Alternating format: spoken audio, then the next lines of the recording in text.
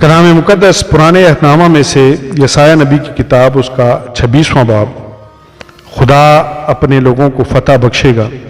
اس وقت یہودا کے ملک میں یہ گیت گایا جائے گا، ہمارا ایک محکم شہر ہے جس کی فصیلوں اور پشتوں کی جگہ وہ نجات ہی کو مقرر کرے گا۔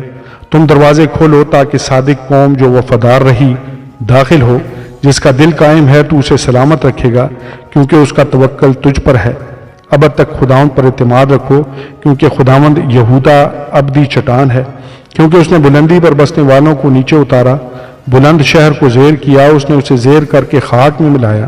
وہ پاؤں تلے روندا جائے گا، ہاں مسکینوں کے پاؤں اور محتاجوں کے قدموں سے۔ صادق کی راستی ہے تو جو حق ہے، صادق کی راہ بری کرتا ہے۔ ہاں تیری عدالت کی راہ میں اے خداوند ہم تیرے منتظر رہے۔ ہماری جان کا اشتیاق تیرے نام اور تیری یاد کی طرف ہے۔ رات کو میری جان تیری مشتاق ہے، ہاں میری روح تیری جستجو میں کوشاں رہے گی۔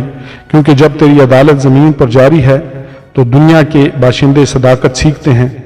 ہر چند شریر پر مہربانی کی جائے گی، پر وہ صداقت نہ سیکھے گا۔ راستی کے ملک میں ناراستی کرے گا اور خداوند کی عظمت کو نہ دیکھے گا۔ اے خداوند تیرا ہاتھ بلند ہے پر وہ نہیں دیکھتے، لیکن وہ لوگوں کے لیے تیری غیرت کو دیکھیں گے اور شرمسار ہوں گے، بلکہ آگ تیرے دشمنوں کو کھا جائے گی۔ اے خداوند تو ہی ہم کو سلامتی بخشے گا، کیونکہ تو ہی نے ہمارے سب کاموں کو ہمارے لیے انجام دیا ہے۔ اے خداوند ہمارے خدا، تیرے سوا دوسرے حاکموں نے ہم پر حکومت کی ہے، لیکن تیری مدد سے ہم صرف تیرا ہی نام لیا کریں گے۔ وہ مر گئے پھر زندہ نہ ہوں گے، وہ رحلت کر گئے پھر نہ اٹھیں گے، کیونکہ تو نے ان پر نظر کی اور ان کو نابود کیا اور ان کی یاد کو بھی مٹا دیا ہے۔ اے خداوند تو نے اس قوم کو کثرت بخشی ہے، تو نے اس قوم کو بڑھایا ہے۔ تو ہی ذوالجلال ہے، تو ہی نے ملک کی حدود کو بڑھایا ہے۔ اے خداوند وہ مصیبت میں تیرے طالب ہوئے، جب تو نے ان کو تعدیب کی تو انہوں نے گرے اوزاری کی۔ اے خداوند تیرے حضور میں ہم اس حاملہ کی مانند ہیں جس کی ولادت کا وقت نزدیک ہو، جو دکھ میں ہے اور اپنے درد سے چلاتی ہے۔ ہم حاملہ ہوئے، ہم کو درد زہ لگا، پر پیدا کیا ہوا؟ ہوا۔